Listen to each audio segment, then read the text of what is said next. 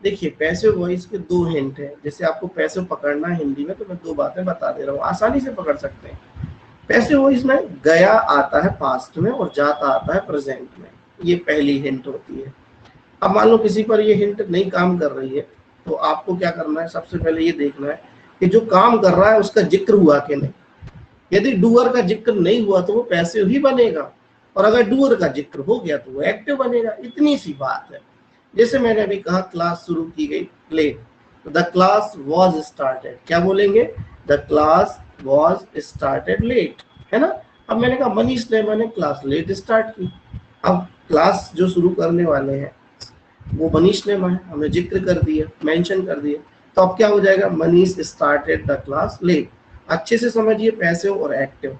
जैसे मैंने कहा कि यहाँ पर सब्जियां उगाई जाती हैं, यहाँ पर सब्जियां उगाई जाती हैं, तो अब ये कौन सा वॉइस है, सर पैसिव। Very good. हाँ मतलब समझ में आ रहा। अब देखो इसको ट्रांसलेट करना है ना, तो अपन को कोई प्रेजेंट पास दिमाग में नहीं लाना। जाति का अर्थ होता है एज एम आर और V3। सभी लोग अच्छे से सुन लेना, कि ट्रिक सुनो, सीखो ट्रिक से। जाता जाति और जाति का अर्थ होता है एज एम आर और वर्ब का थर्ड फॉर्म, और गया गई और गए का अर्थ होता है वॉज वर्ब और थर्ड फॉर्म। क्लियर हो गया सबको, जाता जाति equal to is am are और V3। अब देखो मैं बहुत जल्दी जल्दी सेंटेंस बोलूंगा, आपको सब समझ में आएगा। जैसे मैंने कहा English is spoken in all over world, देखो मैंने एक इंग्लिश में बोला इंग्लिश इज स्पोकन, अब पकड़ना सीखिए। इंग्लिश इज स्पोकन मतलब अंग्रेजी बोली जाती है, English is spoken in all over world, ठीक है। इट इज यूज्ड, देखो it is used, it is used ये उपयोग की जाती है, it is used in many of the fields, ठीक है। And it is also taught in the schools, और ये स्कूल में भी पढ़ाई जाती है ना। ये मैंने तीनों वॉइस पैसिव बोले। अब मैं इन्हीं के एक्टिव बोल रहा हूँ। देखो लोग इंग्लिश बोलते हैं, लोग इंग्लिश बोलते हैं, इसमें मैंने बता दिया कौन बोलता है, लोग, यानी डूअर का जिक्र हो गया। तो अब अपन V1 से बना देंगे, है ना। तो हम कहेंगे पीपल स्पीक इंग्लिश, ठीक है। हम यदि कहेंगे हम इसका उपयोग ठीक स्कूल में करते हैं तो we use it in school, ठीक है। हम इसे स्कूल में पढ़ाते हैं तो we teach it in our school, ठीक है। तो इस प्रकार से क्या होता है कि एक्टिव और पैसिव का सेंस आपको क्रिएट होनी चाहिए, ठीक है। बहुत अच्छा आस्था मैम आपने लिखा है। चलिए आज की हमारी पढ़ाई, हाँ यहाँ रश्मि है क्या, रश्मि गुप्ता क्लास में है,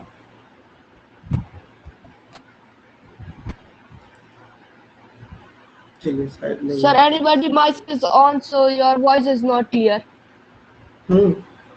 Now it is clear. Yes, sir. Okay ठीक है। तो जब भी मैं बोलूं तो आप सभी अपने माइक देख लिया करें, बंद होना चाहिए, otherwise no one can get my sound very properly. It creates the problem. So it is very necessary to all of you and all the participants that whenever I start to speak, देखो मैंने पढ़ाया था start, याद है किसी को, whenever I start to speak, जब मैं बोलने लगता हूँ, whenever I start to speak, जब मैं बोलने लगता हूँ तो सभी को अपने माइक बंद करना है। Everyone has to mute the mic. Okay चलिए हमारी क्लास जब हम पढ़ रहे थे तो कहाँ खत्म हुई थी, मैं आपको ले चलता हूँ। हमारी क्लास में हमने V1 के यूज पर उसको रोक दिया था, V1 के कई सेंटेंसेस आपको बता दिए थे, ठीक है। जैसे मैं जल्दी से ऐसे ही रिपीट कर रहा हूँ, लिख नहीं रहा हूँ, ठीक है, जिससे हम आगे नया सीखने चल रहे हैं कुछ। तो हमने बताया था कि सब्जेक्ट V1 ऑब्जेक्ट जब भी आए तो आप ताती थे समझिए। अगर आपको ऐसे वाक्य मिलते हैं हिंदी के जिनमें रहता, रहती और रहते लगा रहता है और उनसे ये पता चलता है कि कोई काम जारी रहता है, तो हम कीप ऑन का यूज करते हैं। जैसे जिंदगी में समस्या आती ही रहती है, उनसे घबराओ मत, जिंदगी में समस्या आती ही रहती हैं, तो सब्जेक्ट क्या होगा, समस्या, problems keep on coming in the life, don't sorry घबराओ मत, डोंट वरी, है ना, घबराना मतलब चिंता मत करो। चलिए तो कीप ऑन का यूज कर लेते हैं। और हमने लगता लगती को आपको बहुत अच्छे से बता दिया था, कभी लुक लगता है तो कभी लुक लाइक लगता है, कभी फील लगता है तो कभी स्टार्ट लगता है ना, स्टार्ट या बिगिन लगाते हैं, ठीक है। जैसे एक सेंटेंस हमने जैसे कहा कि जब भी मैं घर से निकलता हूँ तो पानी गिरने लगता है, तो जब भी मैं घर से निकलता हूँ, whenever I come out from the house, it starts to rain. It start to rain, मतलब पानी गिरने लगता है। ठीक है, तो जब भी मैं रोता हूँ तो मेरी माँ मुझे समझाने लगती है। जब भी मैं रोता हूँ, whenever I weep, ठीक, मेरी माँ मुझे समझाने लगती है। ये स्टार्ट है। My mother start to persuade. Persuade मतलब चुपाना, मनाना किसी को। एक बार मैंने वर्ब बताई थी कि यदि बच्चे को मनाना अगर आता है या किसी को रूठे हुए को मनाना हो तो उसे अंग्रेजी में जो क्रिया हम यूज करते हैं वो होती है परसुएड।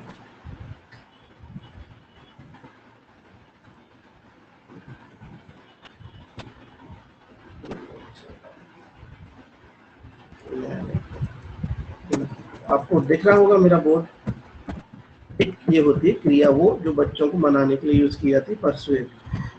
ठीक है, तो यहाँ पर हमने आपको फिर बताया था कि एक स्ट्रक्चर नीड टू का होता है। जब जब सब्जेक्ट के बाद हम नीड टू लगाते हैं, इसे आप अपनी जबान पर फिसलते रहना चाहिए। इसे स्ट्रक्चर कौन सा?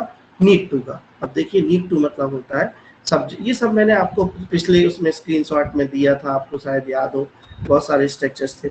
तो नीड टू प्लस V1 का उपयोग क्या होता है? जब हम ऐसे सेंटेंस बोलते हैं कि जरूरत है या जरूरत नहीं है, या आवश्यकता है आवश्यकता नहीं।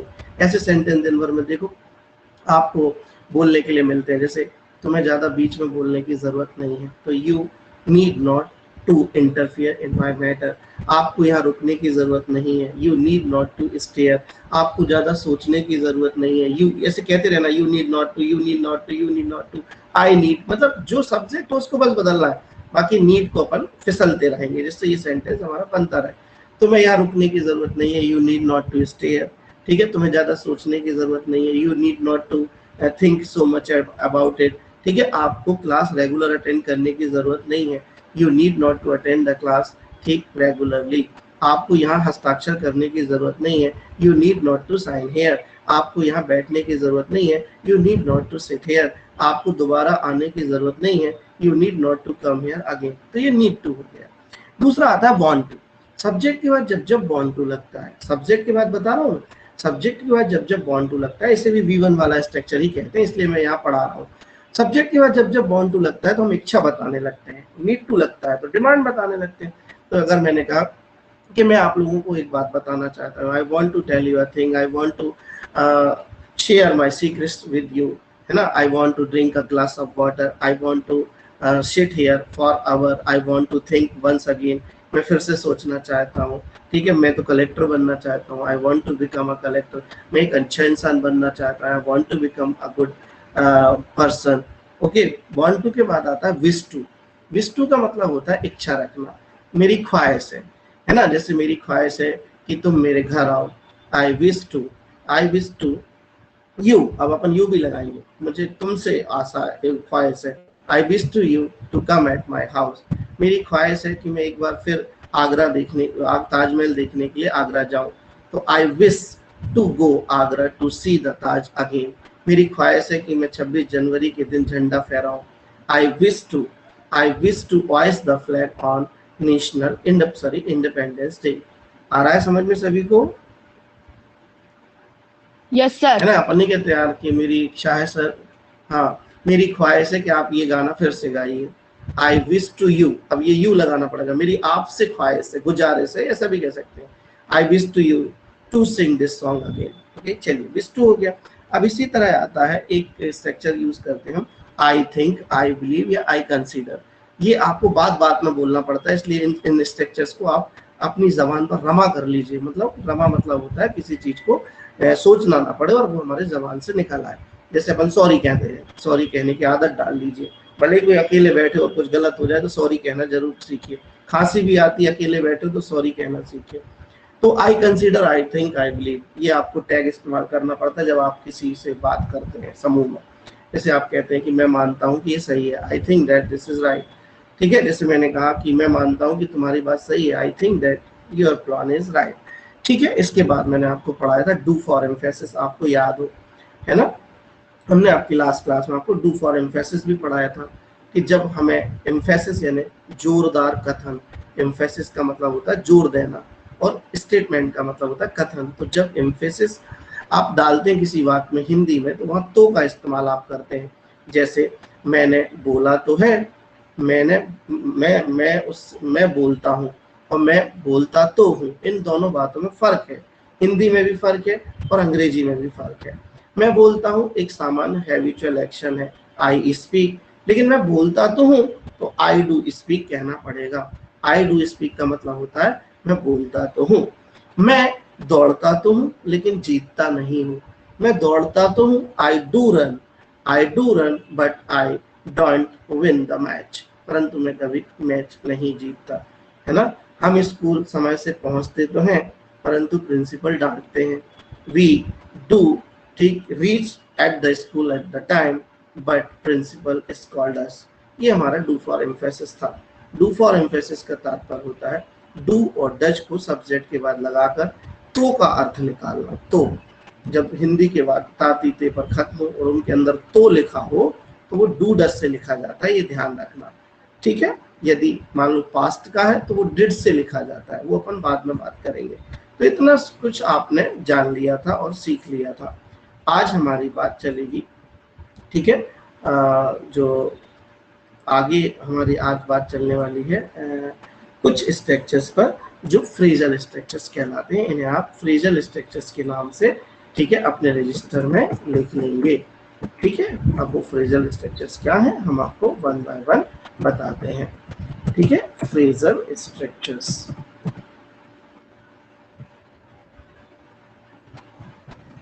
चलिए सॉरी। फ्रेजल स्ट्रक्चर्स में सबसे पहले हम एक फ्रेजल स्ट्रक्चर पढ़ रहे हैं जो बहुत काम का होता है। What is the use of, इसको आप अपनी जबान पर फिसलते मतलब चलाते रहिए। What is the use of, ठीक है। What is the use of आपको यूज करना शुरू में ही, और फिर इसके साथ आपको जोड़ देनी है वर्ब का आईएनजी फॉर्म। क्या जोड़ देना है? ING form. ये पहला स्ट्रक्चर है, what is the use of, और फिर उसके बाद वर्ब का आईएनजी फॉर्म, और फिर यदि कुछ बचता है तो वो सब पीछे जुड़ेगा जिसे हम कर्म कहते हैं। यदि आपको लिखना है तो प्लस करके ऑब्जेक्ट लिख लीजिए, लेकिन आप पूरा फोकस किया करो, ठीक, कि वर्ब पर। What is the use of plus ING plus object. अब इसका मतलब लिख लो हिंदी में, ठीक है, कि क्या फायदा है।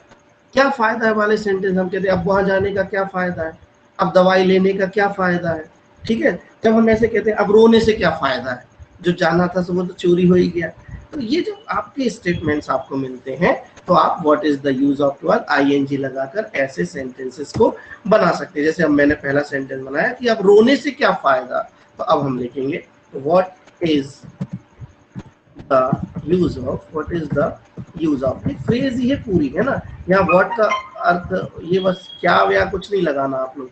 What is the use of इतना तो आप बोलना ही सीख लो, ठीक है। What is the use of, अब रोना, रोना क्या लगा, क्राई, और क्राई में आईएनजी जोड़ दो, लो तो हमारा सेंटेंस बन गया।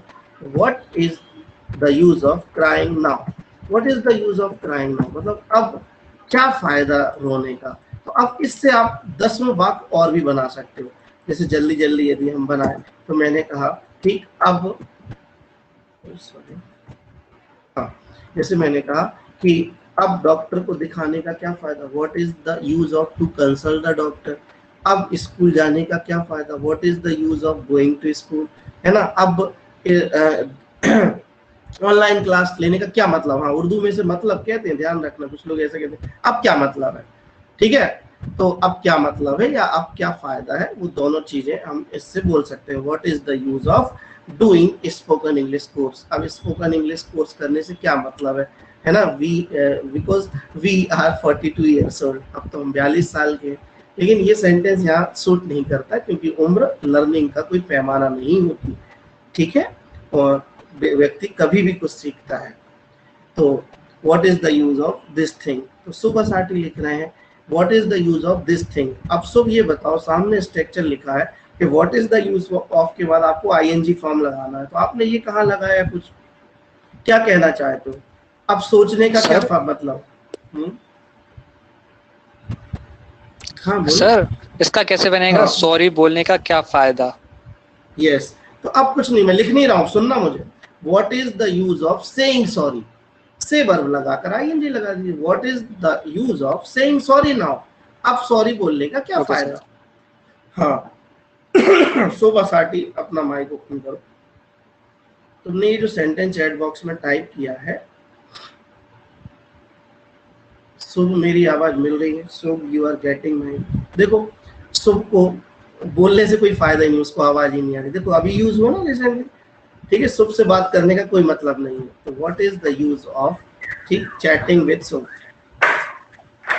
Yes sir. क्यों बेटा ये सेंटेंस लिखा है what is the use of this thing, मतलब ये क्या है? सर मतलब अपन इस स्ट्रक्चर का ऐसे यूज कर सकते हैं। कैसे? मतलब तुम्हारा हिंदी स्ट्रक्चर क्या है? मतलब ये आपने स्ट्रक्चरल फ्रेज बताई, what is the use of, तो सर जैसे अपन ने ये सेंटेंस बनाया, इन सेंटेंस में यूज कर सकते हैं। तुमने जो सेंटेंस बनाया है वो रॉन्ग बना है बेटा, इसका पैटर्न यही होता है ना? आ रहा है मेरी बात समझ में? तो सुनो, अब थिंक में आईएनजी लगाओ, थिंक में आईएनजी लगाओ। What is the use of thinking now? अब इतना सोचने का क्या फायदा? अब आते हैं नेगेटिव पर, है ना? तो नेगेटिव जब भी आपको बनाना है, जैसे अब वहां जाने का कोई मतलब नहीं है, तो आप इससे भी बना सकते हो, लेकिन ये स्ट्रक्चर नेगेटिव वे में काम नहीं करता। नेगेटिव वे में आपको काम कराने के लिए वहां पर आपको लिखना पड़ेगा देयर इज नो यूज। आप लगाइए देयर इज नो यूज, कोई मतलब नहीं है, कोई फायदा नहीं है। ये सेकंड स्ट्रक्चर में लिखना आपके नेगेटिव के लिए। अब इसमें आपको 2+B1 लगाना, ये बात रखना, आईएनजी नहीं लगाना अब आपको, ठीक है? दोनों स्ट्रक्चर में फर्क समझ में आ रहा है? मैं इसको अलग से टाइप कर दूं क्या, किसी बॉक्स में समझ जाओगे? हाँ, आस्था अरोरा मैडम लिख रही है what is the use of coming here? यहाँ आने का क्या फायदा? अब मैंने कहा यहाँ आने का कोई फायदा नहीं है, तो there is no use to come here. आ रही समझ में?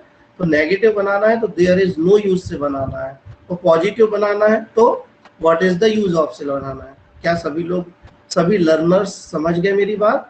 यदि आपको कहना है, ठीक है, कि क्या फायदा है ना, तो क्या फायदा, देखो आप लोग ऐसा लिख लो, what is the use of plus ING plus object equal to क्या फायदा डैश डैश डैश, ठीक है? और फिर लिख लो there is no use plus 2 और प्लस वर्ब का फर्स्ट फॉर्म और प्लस ऑब्जेक्ट। क्या स्ट्रक्चर सही दिखाई दे रहे हैं आपको? अब इसका लिख लो डैश डैश करके कोई फायदा नहीं, डैश डैश करके कोई फायदा नहीं, है ना? मतलब आप जानिए, फायदे का ही मतलब होता है उर्दू में।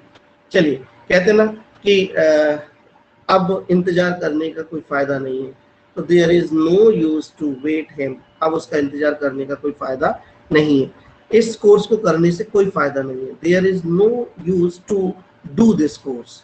There is no, sir was my report okay? हाँ, Mehak, we will talk about your report. Yes, it was good report, but it was full of the complicated and difficult words. Okay, you have to prepare a simple report, because some learners are very you can say that are initial stage in our batch, and some are in advanced batches. So I will put up your report after the batch, and I will tell that report to everyone. Okay, Mehak, so you are late in class? हाँ, चलो आगे चलते हैं। तो ये दोनों sentence की practice हम करवाते हैं। जल्दी से चैट बॉक्स अपना तैयार रखिए। सेंटेंस में हिंदी बोल रहा हूँ, आप चैट बॉक्स में जो 2 सेंटेंस स्ट्रक्चर मैंने अभी पढ़ाए हैं आपको, हाँ देख लो, इनमें कोई टेंस नहीं है, इनमें कोई टेंस लगता नहीं है, ना ये किसी टेंस के हैं, ठीक है? ये सीधे बनते हैं। What is the use of, ING लगाओ तो क्या फायदा आता है, और देयर इज नो यूज मतलब कोई फायदा नहीं। क्लियर? सेंटेंस है आपके लिए, ठीक? उसे बुलाने का कोई फायदा नहीं है, उसे बुलाने का कोई मतलब नहीं है, या उसे बुलाने का कोई फायदा नहीं है। फोकस करिए, वर्ब क्या है? उसे बुलाने का कोई फायदा नहीं है। एक जवाब हमारे पास आ गया है, ठीक है, और वो जवाब महक की तरफ से आया है, there is no use of calling him. बिल्कुल सही। इनवाइटिंग हिम भी हो सकता है, अगर उसको किसी क्या कहते हैं प्रोग्राम में बुलाने की बात कर रहे हैं, ठीक है? तो अब मैंने कहा वैक्सीन लगवाने से कोई फायदा नहीं, कोई मतलब नहीं। यस नौसीन का भी जवाब आ गया, there is no use to invite him. हाँ, एक बात और सभी लोग ध्यान रखिए, अगर आपको ये 2+V1 लगाने में तकलीफ हो तो आप एक पैटर्न आईएनजी वाला भी अपना सकते हैं। ठीक है, यहाँ पर मैंने ये टाइप कर दिया है। अगर आपको ये परेशानी हो 2+V1 में तो दोनों जगह आईएनजी रखिए, what is the use of के बाद भी आईएनजी रखिए और देयर इज नो यूज के बाद भी आईएनजी रखिए। 2 लगाना तो वो भी सही है, यहाँ भी आप 2+V1 लगा सकते हो। ठीक है, मैं बड़े उसमें टाइप कर देता हूँ जिसमें आपको तकलीफ ना हो। देखिए, इसे कहते हैं अपन जीरंड और इन्फिनेटिव का यूज, ये आपको बताया जाएगा what is the use of. और what is the use of के बाद आप क्या करेंगे, आपके पास 2 पैटर्न है, सुन लीजिए 2 पैटर्न है वर्ब को। देखो ऑब्जेक्ट पर जोड़ने के लिए वर्ब के 2 पैटर्न होते हैं, एक होता है 2+V1। ठीक है, ये पहला पैटर्न है, अगर आप चाहें तो ऐसा जोड़ सकते हैं। ठीक है, अगर आपको लगता है कि नहीं हमें 2+V1 नहीं जोड़ना तो आप उठा करके चुपचाप यहाँ पर इसको आईएनजी में बदल दीजिएगा तो भी आपका वाक्य सही है। क्लियर। दूसरा use there is no use वाला मैंने बताया था, तो देयर इज नो यूज के बाद अगर आप चाहें तो आप 2+V1 भी लगा सकते हैं या फिर आप यहाँ पर चाहें तो आईएनजी पैटर्न भी लगा सकते हैं। ठीक, दोनों ही सही माने जाएंगे। ठीक है, चलिए वैक्सीन लगवाने का कोई फायदा नहीं है, इसका हमें जवाब मिला है। सोमसाटी लिख रहे हैं there is no use to के बाद बेटा गेट लगाइए, वर्ब का फर्स्ट लगाइए। आपको सही इंग्लिश बोलना अगर सीखना है और सही इंग्लिश लिखना सीखना है तो आप वैसे चलिए, कुछ भी बोलने से क्या होता है गड़बड़ हो जाती है। तो टू लगाओ तो वर्ब का फर्स्ट फॉर्म लगाओ, नहीं तो फिर आईएनजी डायरेक्ट लगाओ। There is no use getting vaccine. ठीक है, तो देयर इज पूरा नहीं लिखा महक तुमने, यहाँ पर ऑफ क्यों लगाया, ऑफ गेटिंग वैक्सीनेटेड। यहाँ ऑफ का यूज क्या है, यहाँ ऑफ तो है ही नहीं, नेगेटिव वाले में देयर इज नो यूज लगाना है। आस्था अरोरा मैडम लिख रही है there is no use to. अब क्या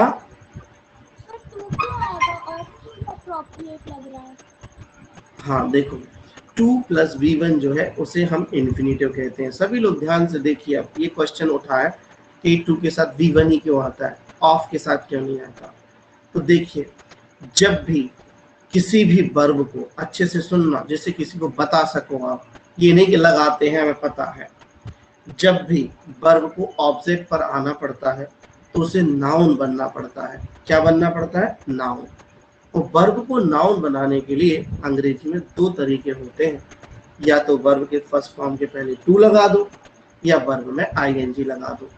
ध्यान से सुनना, अगर चाहे तो लिख लेना, इसे मैं पढ़ाऊंगा लेकिन थोड़े दिनों के बाद। तो जब भी आप टू के साथ वर्ब का फर्स्ट फॉर्म लगाते हैं तो इसे इन्फिनेटिव कहते हैं, और इन्फिनेटिव का यूज हमेशा ऑब्जेक्ट पर होता है। वर्ब का आईएनजी फॉर्म जब ऑब्जेक्ट पर आता है तो इसे हम जीरंड कहते हैं। तो इसलिए इसमें ऑफ नहीं लगाना है, इसमें टू ही लगाना है। जब जब वर्ब का फर्स्ट फॉर्म आएगा ऑब्जेक्ट पर तो उसके आगे टू ही आएगा, ऑफ नहीं आएगा।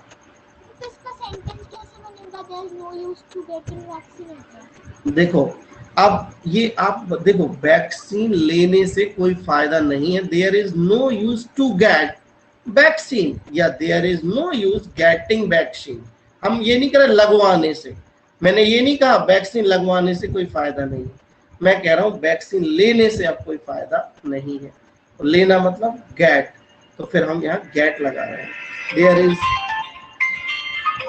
There is no use to take या गेट वैक्सीन, या हैव भी लगा सकते हैं हम।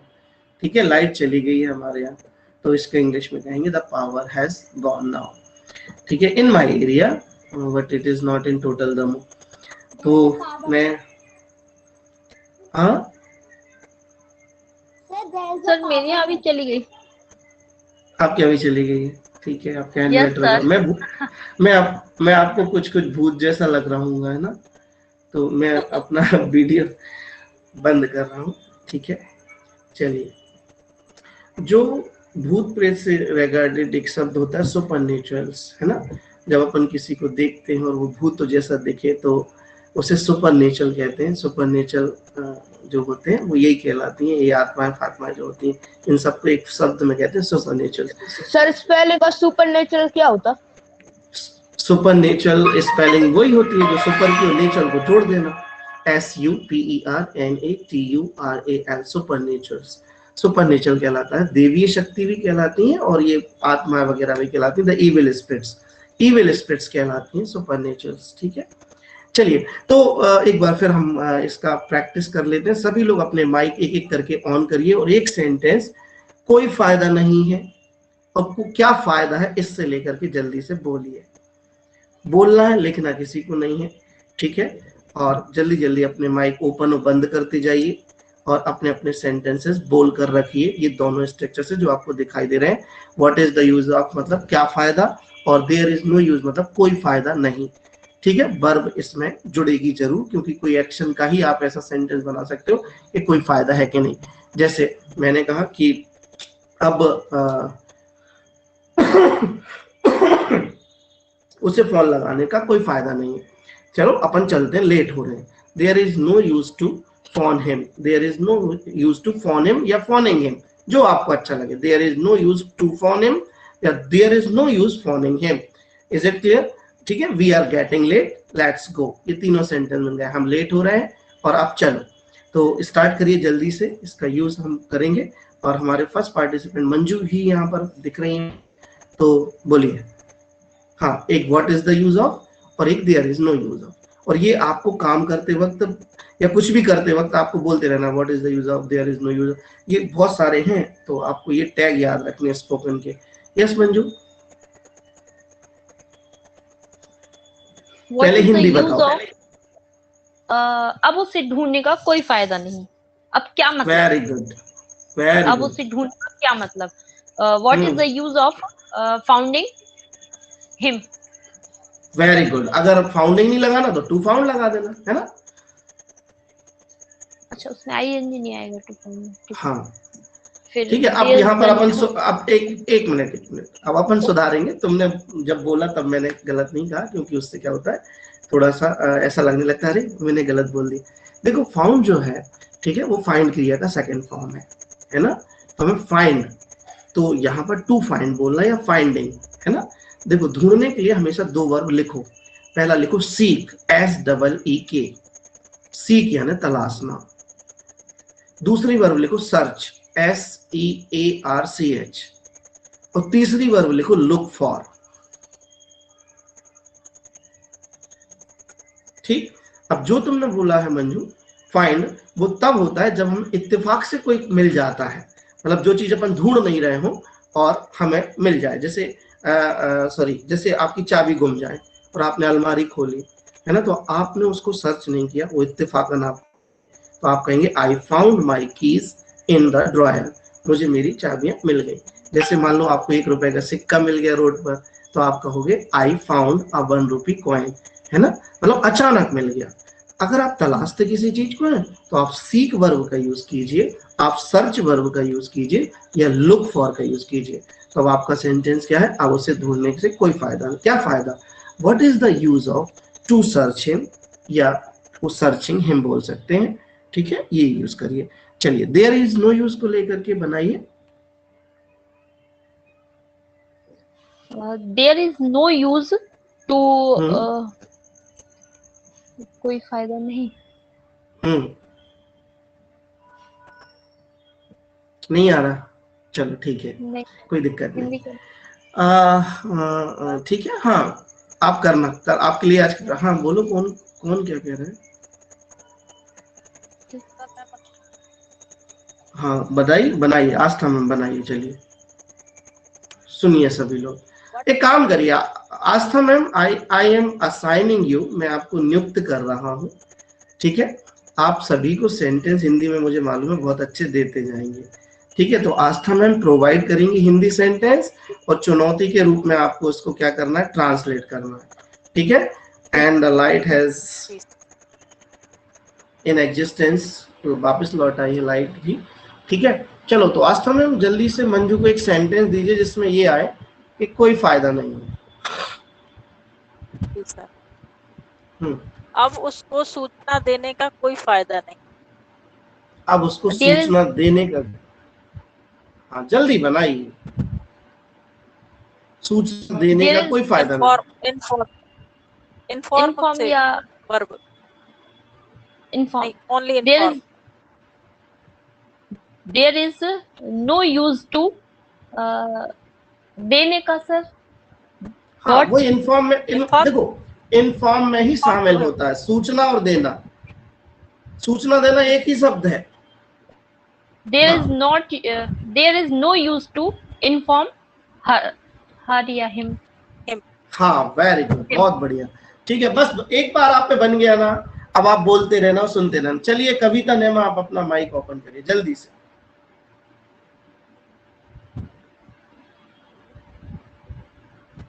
हाँ Yes, इन्हें sir. सेंटेंस दीजिए, सेंटेंस दीजिए। ठीक है। अब दौड़ने का क्या फायदा है? Very good. What is the use of running? हाँ वेरी गुड। और दूसरा? अब ये बात बताने का क्या फायदा है? What is the use of telling this thing? हाँ नाउ वेरी गुड, बहुत अच्छा कविता। बंद करिए माइक। चलो शुभ श्रीवास्तव अपना माइक ओपन करिए जल्दी से। शुभ श्रीवास्तव। Yes, sir. हाँ हिंदी सेंटेंस सुनेंगे बेटा आप, और दोनों स्ट्रक्चर समझ लिया आपने? Yes, sir. चलिए दीजिए आस्था में। मैंने पानी पीने का कोई फायदा नहीं। There was no use to boss drink क्यों लगा रहा हो water. बेटा? बॉस क्यों लगा रहा हो? Sorry. There is no use to drink water. हाँ वेरी गुड। चलिए आगे शुभ के बाद अमन साहू अपना माइक ओपन करें जल्दी से।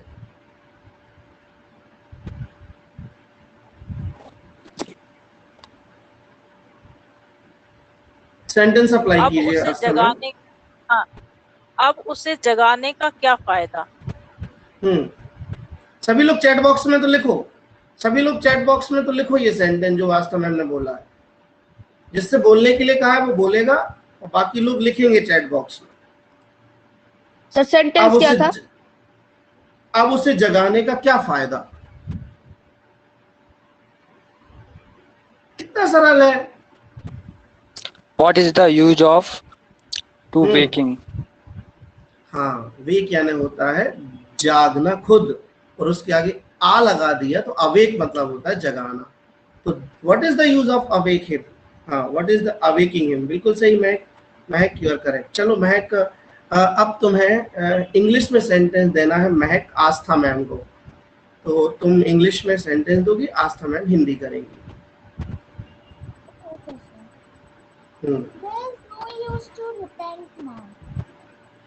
Yes, there is no use to repent. Repent मतलब पछताना। आस्था मैम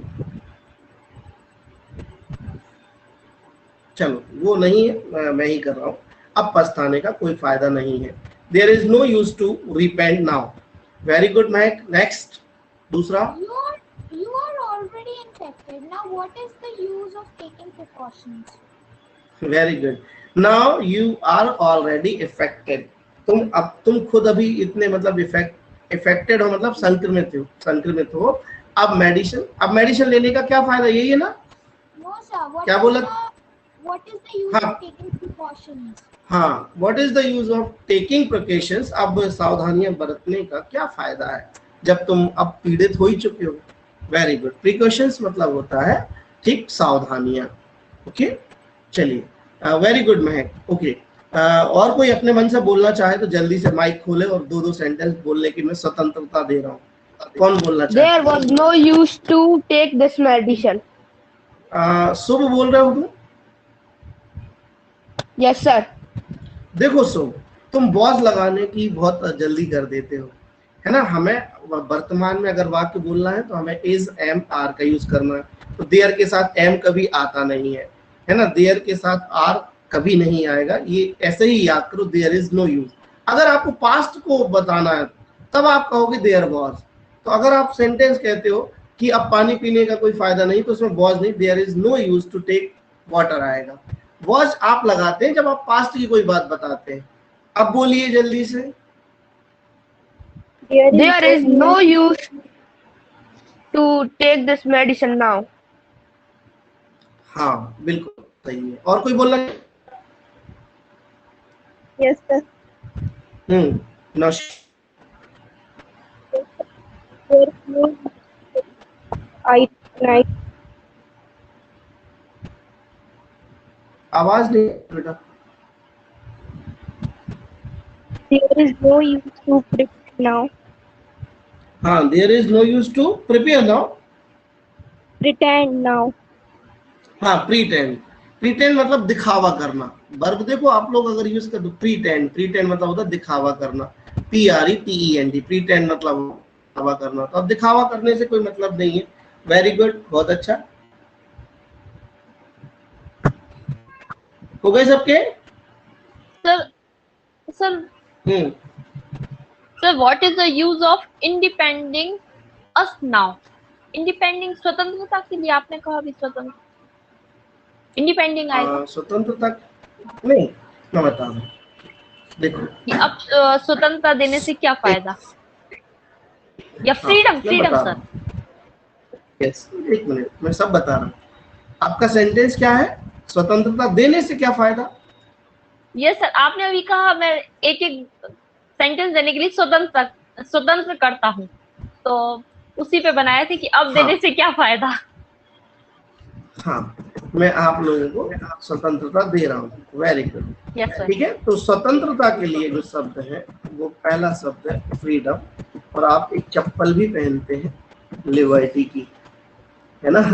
तो लिबर्टी मतलब भी होता है स्वतंत्रता, ठीक है। और इंडिपेंडेंस ये आपने अभी बनाया, ठीक है। ये स्वतंत्रता जो है ये है नाउन, है ना, ये वर्ब नहीं है, ठीक। तो आपको इसके आगे क्या लगाना है? गिव, ठीक है। I am giving you freedom, I am giving you liberty and I am giving you independence, ठीक है।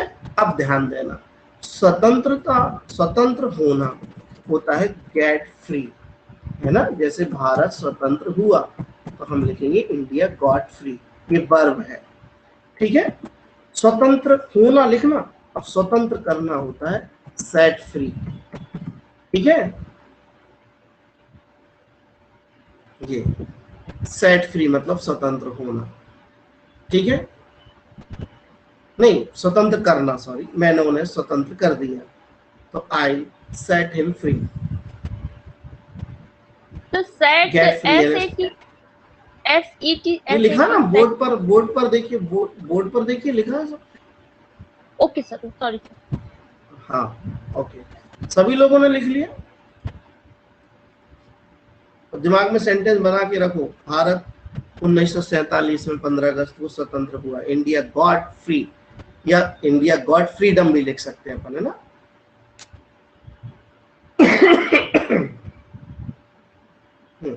चलो ठीक है।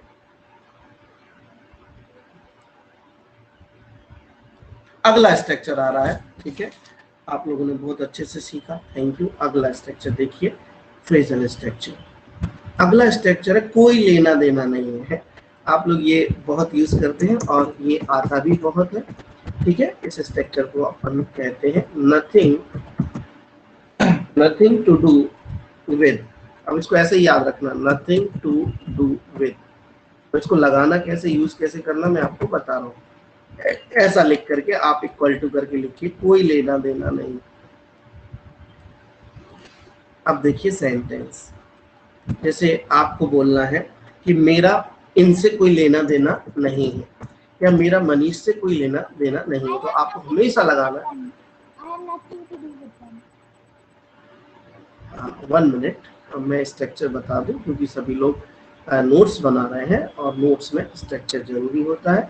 मुझे यहाँ सिर्फ रिप्लाई नहीं चाहिए है, मुझे यहाँ पर नोट्स के साथ साथ आगे भी थोड़ा सा देखना है।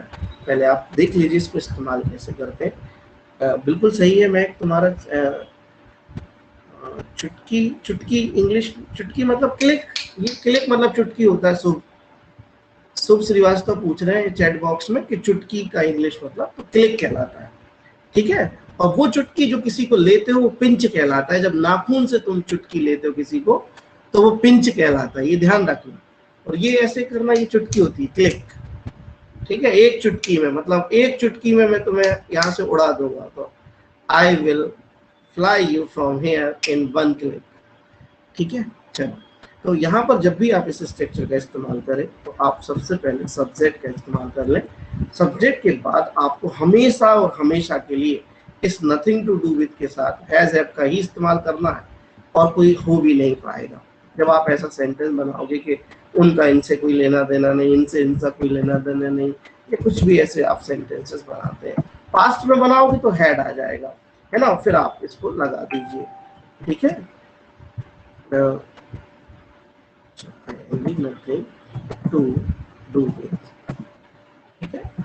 ये ऐसे स्ट्रक्चर्स हैं जो टेंस सॉल्व नहीं करता, ये फ्रेजेस बेचारी सॉल्व करती रहती हैं, और इनको कोई बहुत ज्यादा पढ़ता नहीं है, तो कभी कभी कोई बोलता है तो समझ में नहीं आता ये क्या क्या है ना। अब हम इस स्ट्रक्चर से वाक्य बनाते हैं कि मेरा उनसे कोई लेना देना नहीं है। तो मेरा के लिए माय वाई कुछ नहीं आएगा, यहाँ पे आएगा आई, और फिर हम लगाएंगे हैव, और फिर फ्रेज लगा देंगे नथिंग टू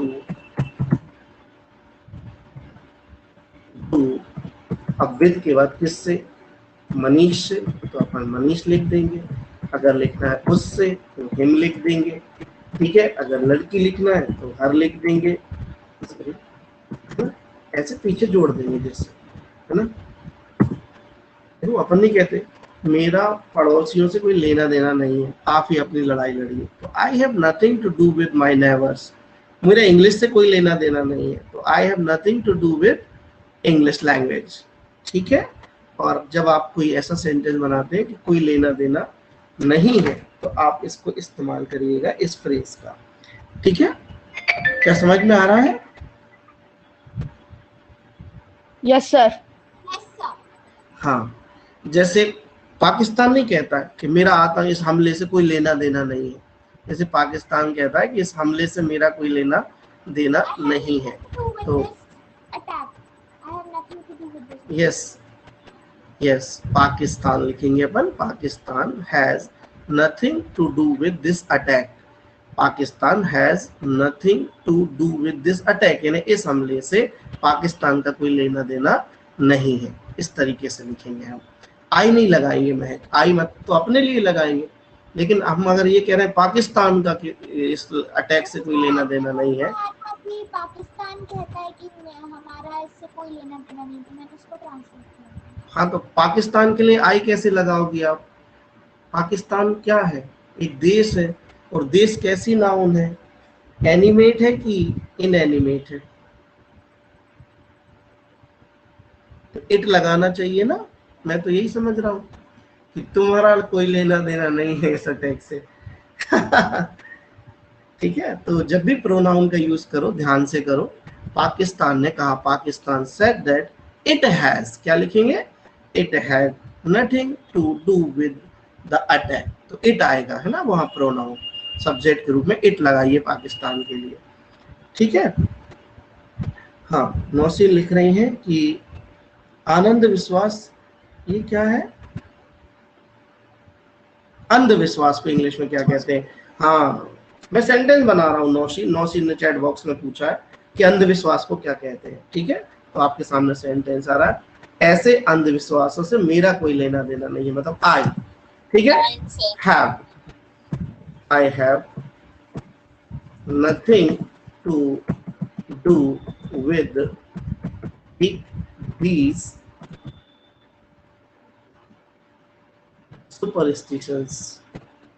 सुपरस्टिशंस कहलाते हैं, ठीक है, अंधविश्वास। ये वर्ड होता है अंधविश्वास के लिए। नौसीन यू देखिए क्या, देखिए ब्लाइंड, अब मैं आपको अंतर बता रहा हूं। ब्लाइंड फेथ, आप किसी भगवान को मान लीजिए पूजते हैं, तो वो अंधविश्वास है कि ब्लाइंड फेथ है। देखो, ब्लाइंड फेथ मतलब होता है सच्चा विश्वास, है ना, और सुपरस्टिशंस मतलब होता है अंधविश्वास। और सच्चे विश्वास में और अंधविश्वास में बहुत अंतर होता है। ब्लाइंड फेथ मतलब, जैसे मान लीजिए आप कहते हैं कि मुझे अपने माता पिता पर ब्लाइंड फेथ है, ब्लाइंड फेथ मतलब पक्का विश्वास है कि ये हिल नहीं सकते, है ना। जैसे मैं कहूँ लॉर्ड शंकर पर, लॉर्ड दुर्गा पर मेरा ब्लाइंड फेथ है। ब्लाइंड फेथ मतलब बिल्कुल अमिट, जो कभी खत्म नहीं होगा। और अंधविश्वास अलग चीज है। अंधविश्वास कहलाता है वो, ठीक है, जो जिन पर हमें विश्वास नहीं होता है और ना उन पर कोई सत्य पर आधारित होता है, उसे कहते हैं सुपरस्टिशंस, ठीक है। जैसे अंधविश्वास होता ना कि नजर लग जाए तो ठीक, वो क्या करते हैं, कुछ नजर उतारने के लिए क्या क्या करते हैं मुझे तो मालूम नहीं, ठीक है, वो क्या एक अंधविश्वास है। कहते बिल्ली का रास्ता काट गई, अब ये ब्लाइंड फेथ थोड़ी है ना। ये ब्लाइंड फेथ थोड़ी है। whenever a cat pass across the road to you and when you are driving, आप ड्राइविंग कर रहे हैं तो आप कहते हैं अरे यार बिल्ली का रास्ता काट गई, अब हमें नहीं चलना, तो ये एक सुपरस्टिशन है ना। ब्लाइंड फेथ अलग चीज है। चलिए, तो सुपरस्टिशन कहते हैं नौशीन इसको। अगला स्ट्रक्चर,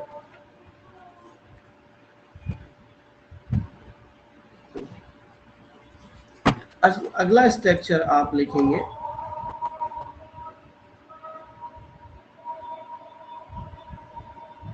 मैं कौन होता हूं। अक्सर हम ये यूज करते हैं कि मैं कौन होता हूं, भाई तुम्हारे बीच में बोलने वाला, मैं कौन होता हूं यहाँ तुम्हें सिखाने वाला, मैं कौन होता हूं। इसके लिए स्ट्रक्चर आप यूज करेंगे। अगला आज स्ट्रक्चर आपके सामने आ रहा है, ठीक है। नथिंग टू डू विद, ये तो सभी को क्लियर हो गया, इसकी मैं प्रैक्टिस नहीं करा रहा हूँ। प्रैक्टिस आप रजिस्टर में व्हाट्सएप पे करिएगा। प्रैक्टिस के लिए व्हाट्सएप में एक दूसरे को बहुत सेंटेंस दिया करो, है ना, और एक दूसरे के सेंटेंस को ट्रांसलेट किया करो। व्यक्तिगत रूप से कर सकते हो, है ना, लेकिन प्रैक्टिस बहुत जरूरी है, ठीक है। तो जब भी आप इस प्रकार की बात करते हैं कि मैं कौन होता हूँ, वो कौन होता है, वो कौन होता है हमारी लड़ाई में बीच में बोलने वाला, तो आपको क्या करना होता है, इस संरचना को फॉलो करना होता है। संरचना को जरूर ध्यान रखिए, क्योंकि इनसे आप सही अंग्रेजी बोलेंगे। पहले आप हु लगा लीजिए, फिर उसके बाद जो भी हेल्पिंग वर्ब है वो लगा लीजिए, फिर टू प्लस, देखो हम जो ये स्ट्रक्चर पढ़ा रहे हैं ना, सब में V1 आ रहा है ना, 2 + V1। तो हम V1 वाले बातों को बहुत संजीदगी से सॉल्व करवाते जा रहे हैं। आपको V1 आता कहाँ है ना, तो इन सब जगह आप का यूज करते हैं V1 का, ठीक है। अब देखिए मैंने सेंटेंस जैसे बना दिया, आप उदाहरण के तौर पर कि मैं कौन होता हूँ बोलने वाला, तो यहाँ पर अपन लिखेंगे हु, अब एम लगाएंगे वर्ब, सब्जेक्ट लगा देंगे आई, और फिर लगाएंगे टू, और फिर लिख देंगे स्पीक। बीच में बोलने वाला अगर होगा तो यहाँ पर आप स्पीक की जगह लगा देना इंटरप्ट।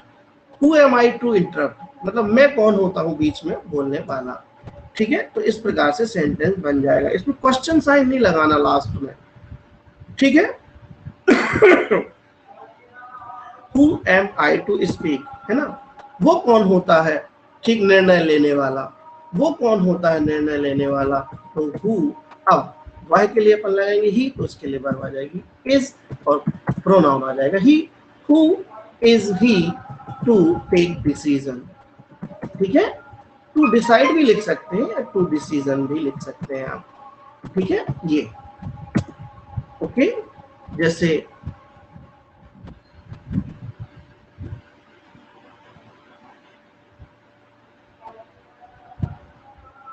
आप कौन होते हैं हमें ज्यादा सिखाने वाले, इसको कैसे कहेंगे, हु आर यू।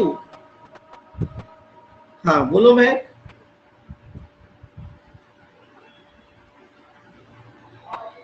आवाज नहीं आ रही है बेटा। Who are you? Not us. Teach us. ये टॉट क्यों लगा रहे हो? Teach हाँ us. ये ध्यान रखिए। देखो हम, अगर मुझे आपको कुछ भी इंग्लिश सिखाना होती ना, तो अभी तक तो मैं सिखा करके बैच भी बंद हो जाता। मैं चाहता हूँ कि आप लोग करेक्ट इंग्लिश सीखिए। कुछ भी बोलने का मतलब इंग्लिश नहीं होता, ध्यान दीजिएगा। टीच, टॉट कुछ भी कहने से इंग्लिश नहीं होती, सही यूज करिए। टू के बाद कभी वर्ब का सेकंड फॉर्म नहीं आता, है ना, और अगर हम लगाते हैं तो हम फिर ये माने जाते हैं कि इंग्लिश ने आती नहीं है, जबरदस्ती बोलने का प्रयास कर रहे हैं। थोड़ा सा ध्यान से इस चीज को हैंडल कीजिएगा, ठीक है। आप कौन होते हैं, तो बस हु आर यू, ये तो अपन वैसे ही कह सकते हैं, हु आर यू। अब जो कुछ कहना है तो उसे टू से जोड़ दो, है ना। हु आर यू, आप कौन होते हैं, ठीक है, हमें समझाने वाले। टू, अब समझाना, एक्सप्लेनर्स,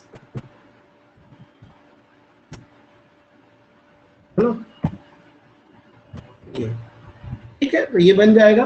आगे चले, आगे का स्ट्रक्चर है आफ्टर ऑल। आखिरकार को बोलते हैं अपन। जब जब आप आखिरकार बोले तो आप आफ्टर ऑल से अपना वाक्य शुरू करें। ठीक है, आफ्टर ऑल, आखिरकार। ये तो साधारण है, ये आप पे आसानी से बन जाएगा। ठीक है, आफ्टर ऑल। ठीक है, आफ्टर ऑल। आफ्टर ऑल अलग अलग नहीं लिखना, एक साथ लिखना है। आफ्टर मतलब आखिरकार। Sir after all given the message.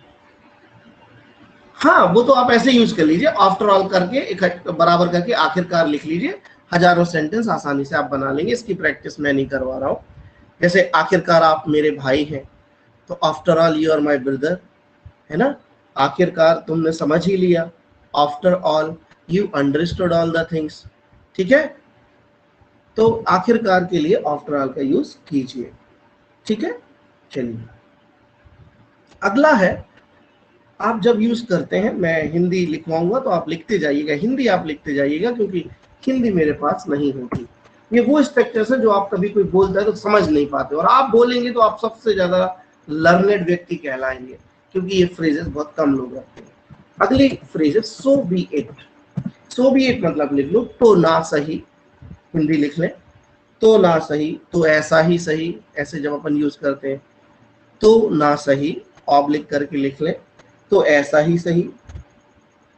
ठीक, अब उदाहरण देखिए, अगर तुम मुझसे बात नहीं करना चाहते तो ना सही, कहते ना, यदि तुम मुझसे बात करना नहीं चाहते तो ना सही, कोई दिक्कत नहीं, है ना। तो ये हम कहेंगे। ठीक है, अगर तुम मुझसे बात करना नहीं चाहते तो ना सही। तो अगर तुम मुझसे बात करना नहीं चाहते, इफ यू, देखो वो सेंटेंस आप पूरा वैसे ही बनाइए जैसे बनता है। If you don't want, sorry, if you don't want to talk with me, ये यदि तुम मुझसे बात करना नहीं चाहते, ये पूरा सेंटेंस लिख गया। अब इस सेंटेंस के बाद आपको कॉमा लगाना है। क्या लगाना है? कॉमा। और कॉमा के बाद आपको धीरे से लिख देना सो इट बी। ठीक है, तो आपका वाक्य बन जाएगा ठीक तो ना सही, सो बी इट। ये आपका पूरा सेंटेंस हो गया। मैं इसको बड़ा कर देता हूँ जिसमें एक लाइन में समझ में आया।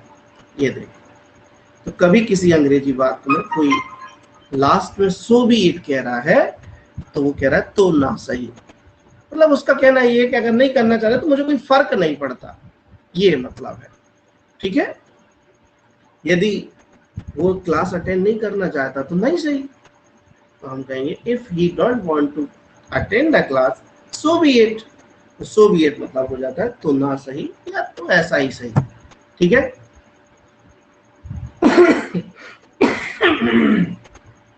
हाँ, अगली phrase so be it equal to लिख लिया तो ना सही, इसको लास्ट में जोड़ना है ऐसे जैसे मैंने आपको एग्जांपल एक दे दिया।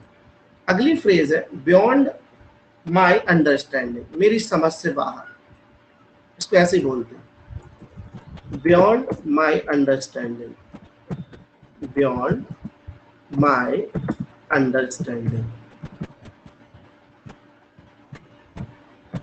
कुछ लोग इसको कहने लगते हैं मेरी समझ से, beyond out of my knowledge, ऐसे यूज करने लगते हैं। ऐसा नहीं करते, इसको ऐसे ही पढ़ते हैं बियॉन्ड माई अंडरस्टैंडिंग।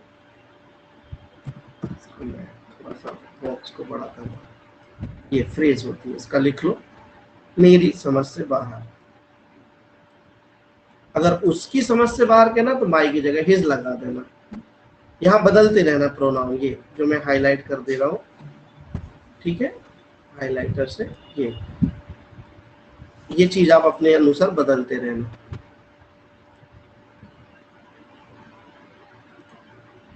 तुम जो कुछ भी कह रहे हो मेरी समझ से बाहर है। These equations are beyond my understanding। हाँ ठीक है, मैथ्स में ऐसा होता है, math it does happen in maths. तो वास्तव में तो नहीं है ये इक्वेशंस तुम्हारे बियॉन्ड अंडरस्टैंडिंग जो मैं बता रहा हूँ, पढ़ा रहा हूँ। मैथ ने एक सेंटेंस लिखा है चैट बॉक्स में, दीज इक्वेशंस, अच्छा okay, it was just an example. Okay, जैसे जो कुछ भी तुम कह रहे हो मेरी समझ में नहीं आ रहा है, ठीक है, वॉट एवर यानी जो कुछ भी, बड़ी आसानी से बनाया करो अंग्रेजी की बात को, धीरे से बोलना है, बिल्कुल किसी को जल्दी नहीं बोलना है।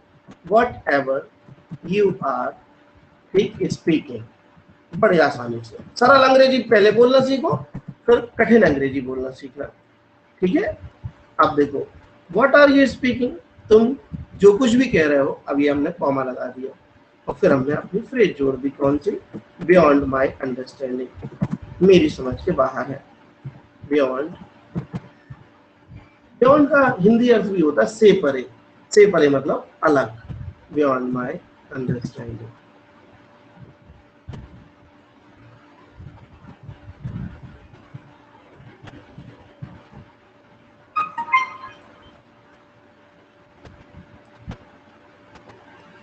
इस प्रकार से, ठीक है।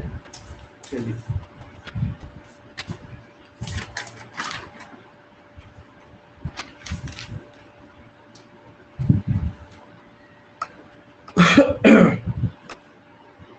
अगली फ्रेज आ रही है आपके सामने, ठीक है। ये छोटी छोटी फ्रेजेस हैं, मैंने पढ़ते वक्त जहां जहां मिली मैंने लिख कर रखा। देखो मैं भी पढ़ता हूँ, ये मेरा रजिस्टर है, ठीक है। हाँ, जब मैं रीडिंग करता हूँ ना कोई नॉवेल या कोई बड़ी चीज, तो मैं एक पेन और कागज अपना रख के रखता हूँ, तो ये मेरा रजिस्टर है, इसमें मैं ये चीजें ढूंढ कर लिखता रहता हूँ। तो ये टैग है, मतलब ये भाषा के टैग है, इनको यूज करना पड़ता है, ठीक है। चलिए, ट्रू टू एक फ्रेज होती है जिसका मतलब होता है पक्का है। ट्रू के बाद टू लगाएंगे आप, सॉरी कहाँ गया,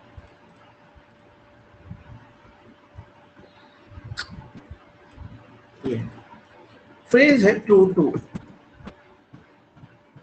देखो ये कंपटीशन एग्जाम वाले याद रखिए, कभी कभी फ्रेज आती है भरने के लिए, ठीक है। वह अपनी बात का पक्का है। अब इसको कैसे लिखेंगे इंग्लिश में, इसको लिखेंगे he is true to his words, ये होता है वह अपनी बात का पक्का है। तो ट्रू टू बराबर ट्रू टू लिख करके आप सर ट्रू टू को लिख हिंदी लेना। मीनिंग में कैसे लिखेंगे? पक्का है लिख लो बस, ट्रू टू लगा करके पक्का है, ये फ्रेज है। ट्रू के साथ टू ही आता है, पक्का है आ जाता है। जैसे मैं अपने वचन का पक्का हूं, तो वो यही बात हो जाएगी, I am true to my promise. I am true to my promise मतलब मैं अपनी बात का पक्का हूं, ठीक है।